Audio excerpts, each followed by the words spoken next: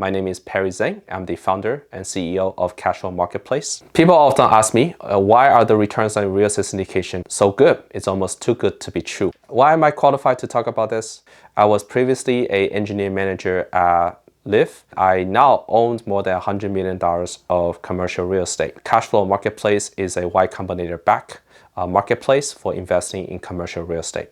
My mission is to help as many people achieve financial freedom as possible. Because I am a syndicator, I actually have about 2,000 syndicator friends. I invest a dozen investments myself. The returns I have observed are 15 to 20% annualized returns. Now that's the median return that I have observed. Some of the investments that I made as an investor have actually tripled my money in the course of 3 years, actually 2 of them. And this is a similar story with a lot of the investors in the past few years. My own investments have a 94% return over the course of 2.5 years. And there's another project that's getting sold in the next few weeks, and that has a 110% return in 2.5 years. So then the question is, I observed that this is really good. However, some of the people that didn't invest with me did question, this seems too good to be true. If this is so good, why won't anyone do it? And they never take the plunge. The people who invest with me see it before their bare eyes that this is really good, and they continue to invest. So I see these like 2 camps. So instead of relying on history, because if you rely on history, people can always make the argument, yeah, the last 5 years, everything is great. Of course you can make these returns. I made those returns in crypto.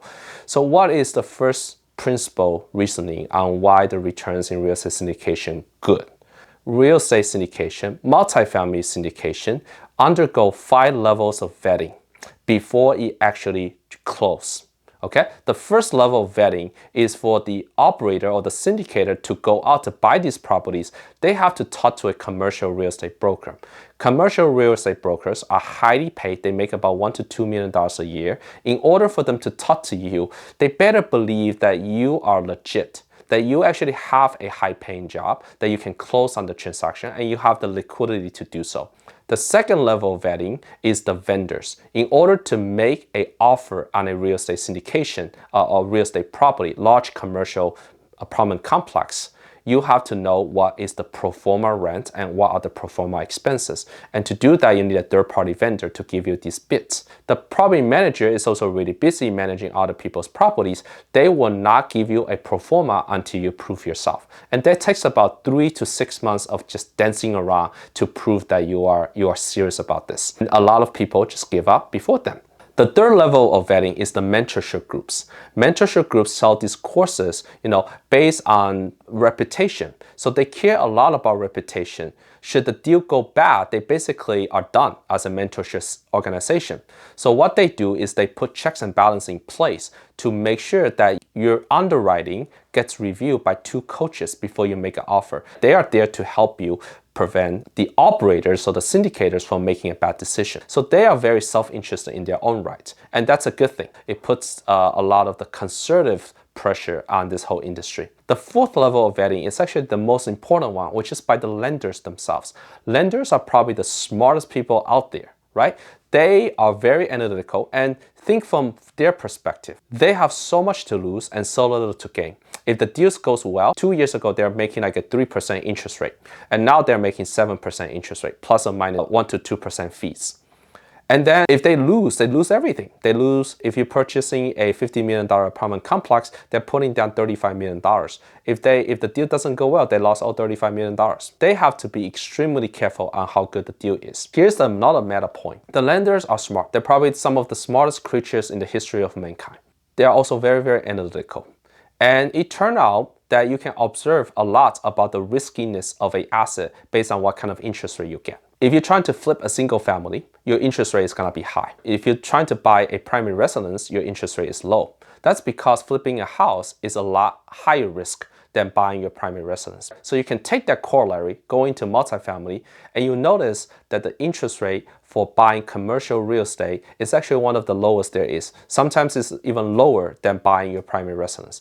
That tells you a lot on what lenders think about the riskiness of this multifamily real estate. In 2008, multifamily has one of the lowest default rates, more than single families. So the lender know everything about the property, yet they're wanting to give a loan of $35 million at a very low interest rate. That shows that they have extreme confidence in the intrinsic value of multifamily syndication. And the fourth level of vetting is based on the investors themselves. Like, in order to put out $25,000 or $50,000, some people actually write $250,000 or $500,000 checks. They're competent people. They make their money. They're probably entrepreneurs, doctors, lawyers, software engineers, engineering managers. A lot of my investors, by the way, are engineering directors at Lyft, Uber, and Facebook and Google. They have done their homework. In fact, if I talk to my investors, what do? They go on Google and they search for the property. They make sure what I said in the webinar aligns with what they found on the county assessor's office. They want to make sure that the crime index in the neighborhood is good. They want to make sure the Google reviews is good, or that there is room for improvement. And they also want to make sure that whatever I claim, like the 3-mile median household income, aligns what they found. So they have done their research and they trust me. If these extremely high net worth people trust real estate syndication, then why shouldn't anyone else? When I went to California, San Francisco for a Y Combinator alumni event, I actually found out that a lot of the Silicon Valley luminaries, once they exit their startup, all invest in multifamily. It's more prevalent than the world thinks. After something goes through 5 levels of vetting, the commercial broker, the vendors, the mentorship group, the lender, and by many affluent, highly educated investors, right? What's left is a crystal good product, right, that has stood test of time. Keep in mind that all those 5 parties are self-interested. They are highly analytical. The invisible hand basically dictates that if all of them are approving of the industry, then why shouldn't anyone else do?